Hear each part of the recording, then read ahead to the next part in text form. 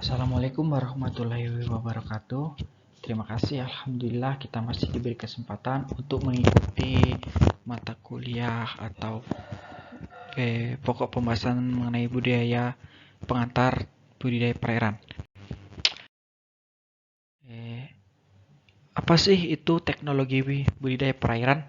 Jadi, budidaya perairan merupakan kegiatan atau aktivitas untuk memproduksi biota atau organisme akuatik atau organisme perairan di lingkungan atau wadah terkontrol dalam rangka untuk mendapatkan keuntungan.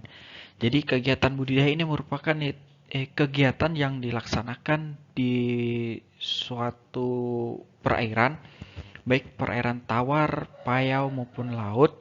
Nah, dalam budidaya itu kita melakukan pengontrolan, baik pengontrolan kualitas air, pakannya, pertumbuhan, dan teknologi-teknologi apa yang kita laksanakan di perairan itu.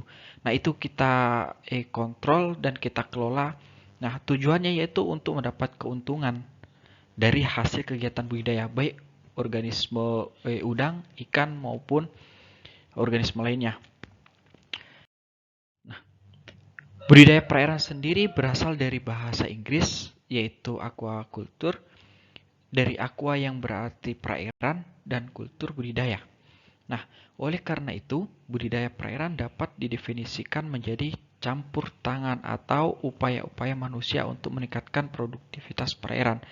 Nah, yang dimaksud di sini adalah dalam kegiatan budidaya, secara langsung kita terlibat untuk memproduksi organisme akuatik atau organisme perairan untuk memenuhi atau mencukupi kebutuhan manusia itu sendiri. Jadi secara otomatis tingkat produktivitas atau produksi di perairan itu baik tawar, payau maupun laut itu meningkat. Jadi cukup tinggi. Nah, itulah makanya perlu kegiatan-kegiatan budaya atau teknologi-teknologi budidaya yang perlu kita laksanakan di perairan itu. Nah, selanjutnya kegiatan budidaya yang dimaksud adalah memperbanyak produksi, menumbuhkan serta meningkatkan mutu biota akuatik sehingga diperolehlah keuntungan. Nah, adapun organisme-organisme yang pada umum dilakukan budidaya yaitu ada 4 golongan. Yang pertama dari golongan ikan, fish ini macam-macam juga, ada ikan air tawar, payau, dan darat, laut.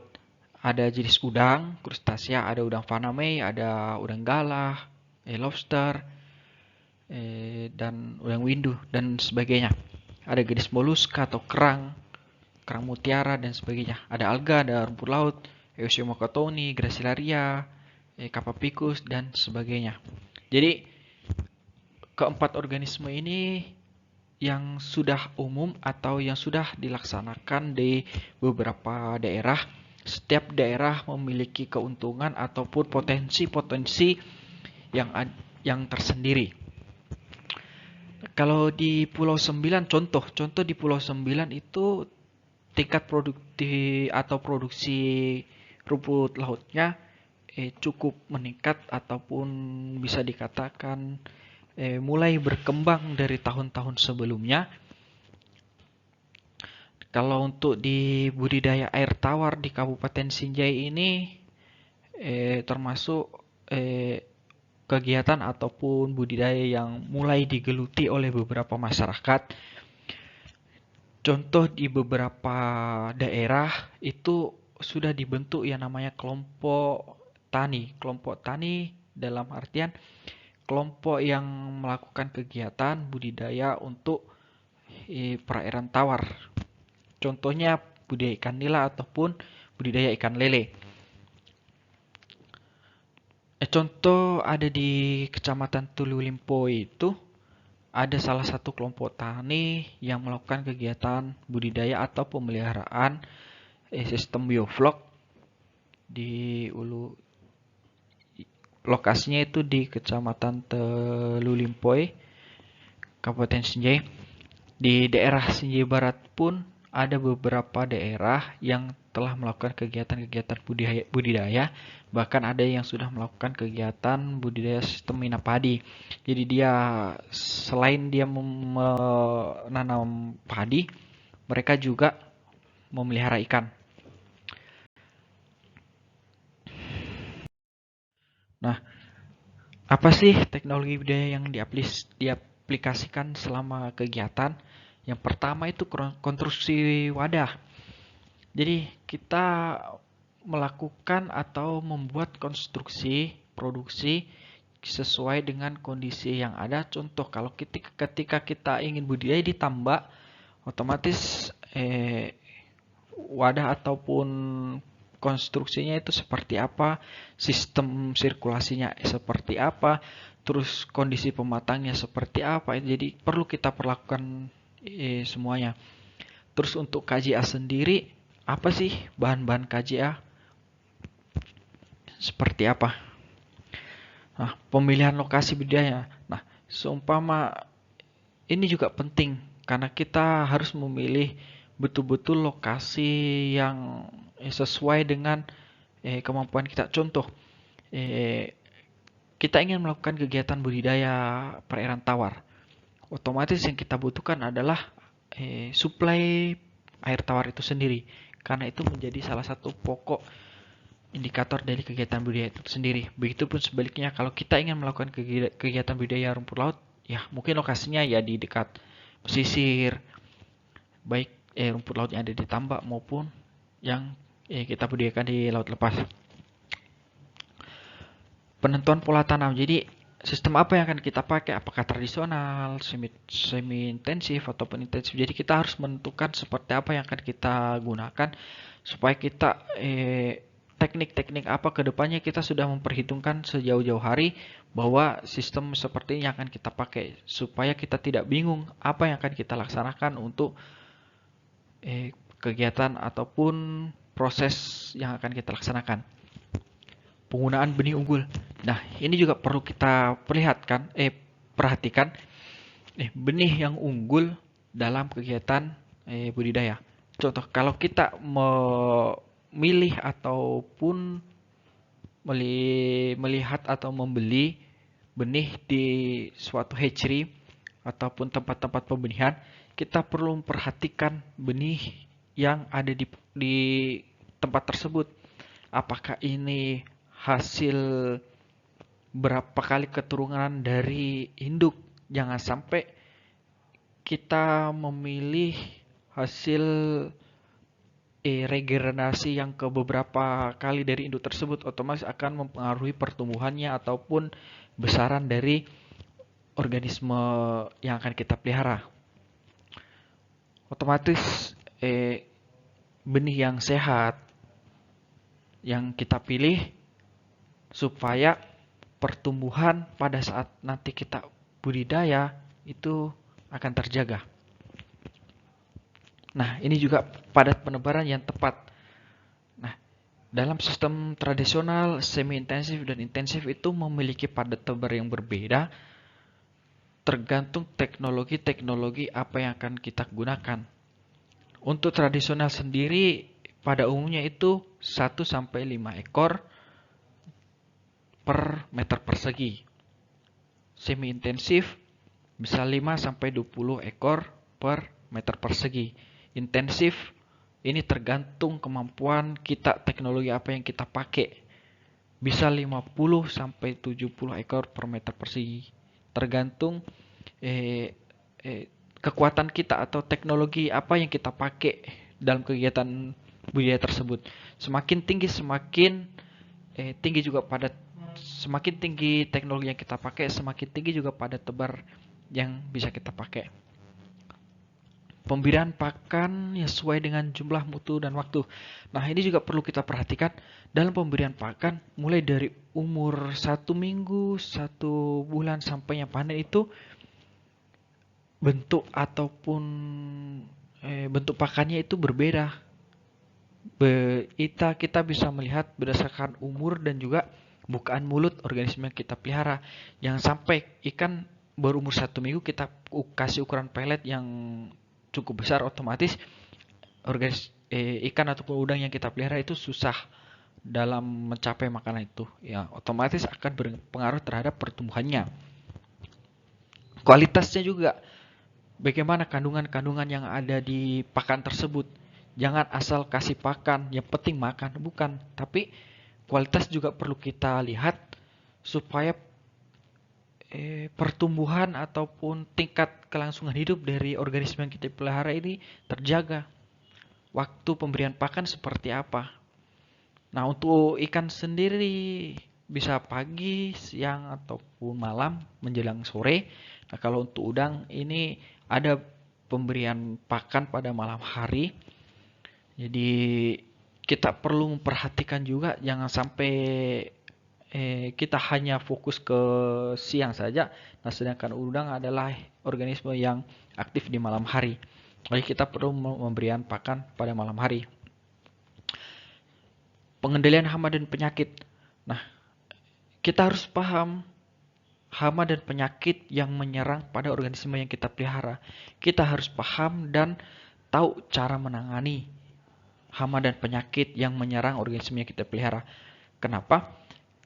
Karena ketika kita tidak paham, tidak tahu cara dalam penanganan hama dan penyakit yang menyerang organisme ini, otomatis akan mempengaruhi kelangsungan hidupnya dan juga bisa menyebar ke organisme yang masih sehat.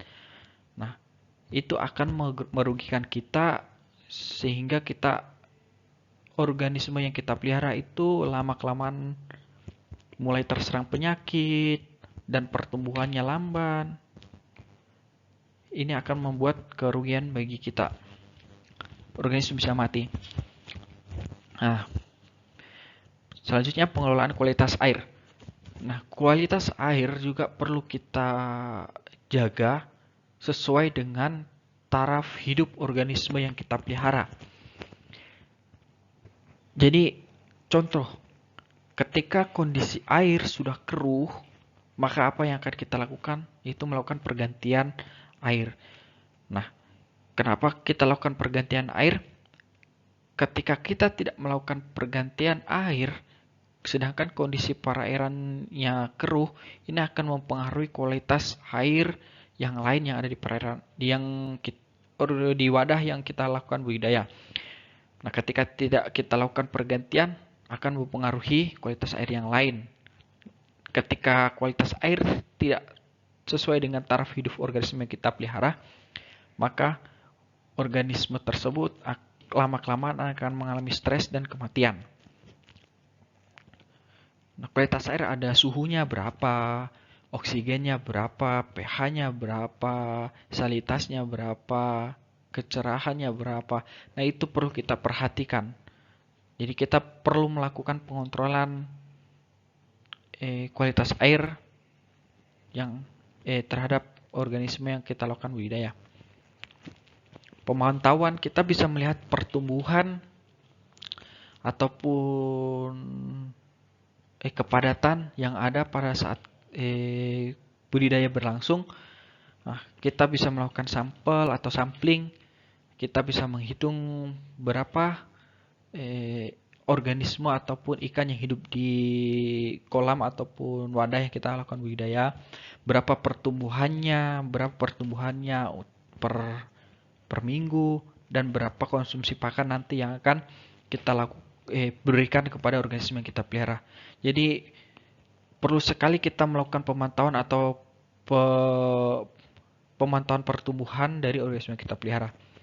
Selanjutnya panen dan pasca panen. Tak kalah penting dalam proses pemanenan, kita harus melakukan atau melihat proses-proses bagaimana sih kita melakukan pemanenan yang tepat dan benar. Kenapa kita tahu bahwa organisme ikan ataupun udang itu rentan yang namanya pembusukan. Ketika cara pemanenannya salah, secara langsung akan berpengaruh terhadap pertumbuhan ataupun tingkat kebusukan itu semakin cepat. Nah, sedangkan kita sebagai produsen atau hasil dari kegiatan budidaya itu ingin sampai pada konsumen atau masyarakat itu tetap segar tanpa cacat sekalipun. Ketika cacat ataupun tidak segar otomatis akan berpengaruh terhadap daya beli masyarakat itu sendiri atau konsumen. Jadi perlu kita lakukan proses-proses pemanenan yang dianjurkan, seperti peralatan yang dipakai seperti apa setelah ikan ataupun udang kita panen, bagaimana penanganannya, kita lakukan perendaman di es, ketika dia sudah beku kita pindahkan lagi di es batu supaya betul-betul kualitas dari daging ikan ataupun udang yang kita pelihara itu terjaga. Nah, selanjutnya itu apa sih yang kita lakukan di dalam tambak? Jadi kita kembali ke proses awal, ketika tambak ataupun wadah yang sudah dilakukan pemanenan, maka proses selanjutnya itu proses di mana kita melakukan persiapan mulai dari awal untuk kegiatan budidaya berikutnya. Jadi mulai dari pengeringan, pemupukan, pembersihan hama dan sebagainya. Jadi berulang kembali ke proses awal dan begitu seterusnya. Selanjutnya, ruang lingkup budidaya. Ruang lingkup budidaya perairan atau aquaculture memiliki cakupan yang sangat luas apabila ditinjau dari berbagai sudut pandang.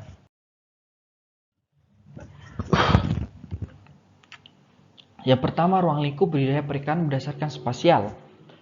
Budidaya perikanan bisa dilakukan di darat dan di laut, mulai dari wilayah pegunungan, perbukitan, dataran tinggi, dataran rendah, pantai, muara, teluk, selat, perairan yang dangkal, terlindung,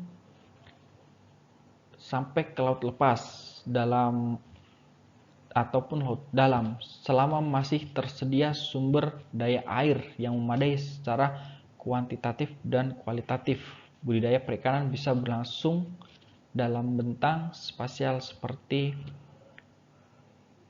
tersebut di atas. Jadi kegiatan budidaya bisa dilakukan mulai dari daerah pegunungan sampainya daerah laut. Tinggal organisme-organisme yang kita pakai ataupun kita budidayakan. Jadi kita harus memperhatikan organisme apa yang akan kita lakukan budidaya terhadap lokasi ataupun daerah kita masing-masing. Contoh, kalau kita di daerah pegunungan, otomatis sumber air yang tersedia adalah air tawar. Jadi kita bisa melakukan budidaya ikan air tawar seperti ikan nila, ikan lele, ikan patin, ikan gurame dan sebagainya. Begitu pun sebaliknya.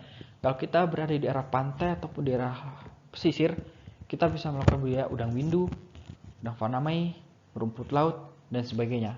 Jadi dari spasial ini kita bisa menentukan organisme-organisme apa yang akan kita lakukan budidaya. Yang kedua yaitu ruang lingkup budidaya berdasarkan sumber air. Kalau berdasarkan sumber air ada 3, yakni budidaya air tawar, budidaya air payau, dan budidaya air laut. Nah, untuk perairan tawar sendiri kadar garamnya 0 ppt atau part per 1000, sedangkan untuk perairan air payau bisa 1 sampai 32 ppt dan untuk air laut sendiri 32 sampai 35 tergantung di perairan itu sendiri. Nah, untuk ruang lingkup budidaya perikanan atau perairan berdasarkan kegiatan. Kegiatan budidaya perikanan mencakup pengadaan sarana dan prasarana produksi, proses produksi hingga panen, penanganan pasca panen, pemasaran. Kegiatan budidaya perikanan tersebut dapat dikelompokkan menjadi kegiatan on farm, yakni mulai dari proses produksi hingga panen, yakni pengadaan sarana dan prasarana, penanganan pasca panen dan pemasarannya. Jadi ruang lingkup dari kegiatan budidaya itu mulai kita melakukan proses persiapan sampainya panen dan pasca panen. Jadi dari persiapan kolam, wadah, tambak dan sebagainya. Nah, proses selanjutnya itu pemeliharaan, ada penebaran benih, pengontrolan kualitas air, pemberian pakan, dan sampainya di tahap terakhir yaitu panen dan pasca panen. Setelah selesai itu kita kembali ke proses pertama yaitu persiapan. Nah, adapun substansi pengadaan sarana dan prasarana produksi. Yang pertama yaitu mencakup pemilihan lokasi, pengadaan bahan, bangunan fasilitas produksi, sedangkan pengadaan sarana produksi mencakup pengadaan induk, benih, pakan, pupuk, obat-obatan, pestisida, peralatan akuakultur, dan tenaga kerja. Nah, ini merupakan beberapa contoh kegiatan atau substansi dalam pengadaan sarana prasarana. Ini ada contoh pakan udang merek Irawan, ada beberapa probiotik dan juga obat-obatan yang dimana bisa kita pakai untuk kegiatan budidaya terhadap organisme yang kita pelihara. Selanjutnya substansi proses produksi. Nah, subsistem ini mencakup kegiatan sejak persiapan wadah kultur atau budidaya, penebaran, pemberian pakan, pengelolaan lingkungan, pengelolaan kesehatan ikan, pemantauan ikan, dan panen. Nah, tadi kita membahas sarana dan prasarana apa yang akan kita pakai. Nah, kalau untuk sistem proses produksi itu mulai dari persiapan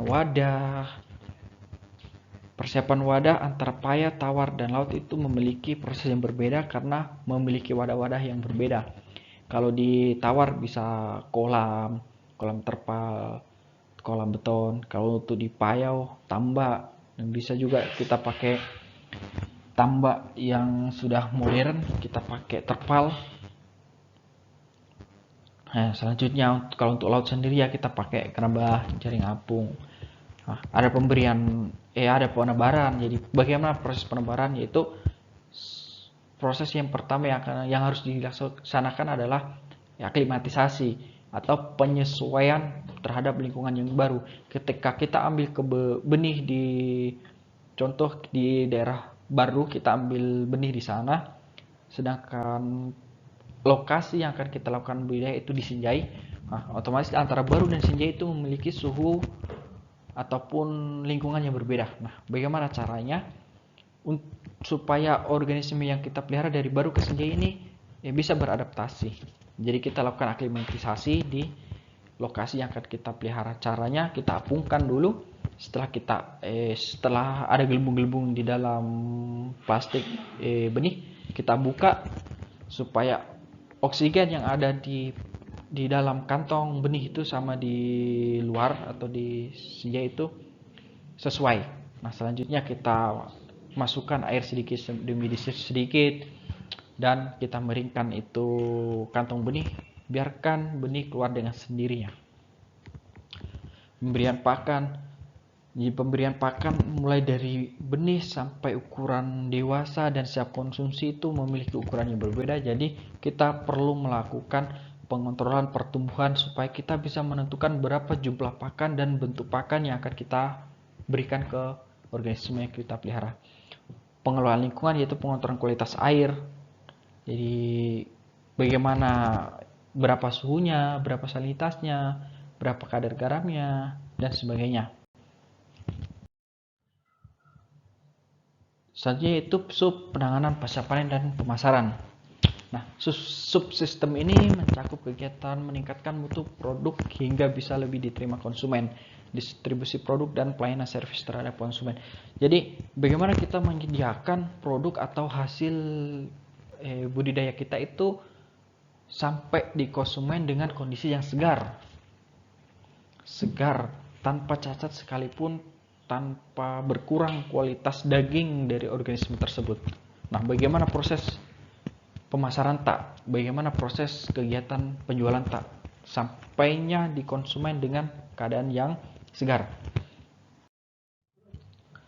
Nah, selanjutnya itu subsistem pendukung. Nah, subsistem ini mencakup aspek hukum, perundang-undang kebijakan, aspek keuangan, pembiayaan, kredit, dan pembayaran. Aspek kelembagaan, organisasi perusahaan, asosiasi, koperasi, perbankan, lembaga birokrasi, serta lembaga riset dan pengembangan. Nah, ini adalah beberapa subsistem yang akan yang secara tidak langsung akan mengikuti ketika kita melakukan kegiatan budidaya. Contoh, kalau kita melakukan kegiatan budidaya perikanan, otomatis masih berhubungan dengan Kementerian Kelautan Perikanan. Kalau di daerah, ya ada Kementerian Perikanan, Dinas Perikanan. Kalau kita membutuhkan uang, ada perbankan. Jadi kita bisa melakukan pengusulan kredit supaya kita bisa melakukan pembiayaan atau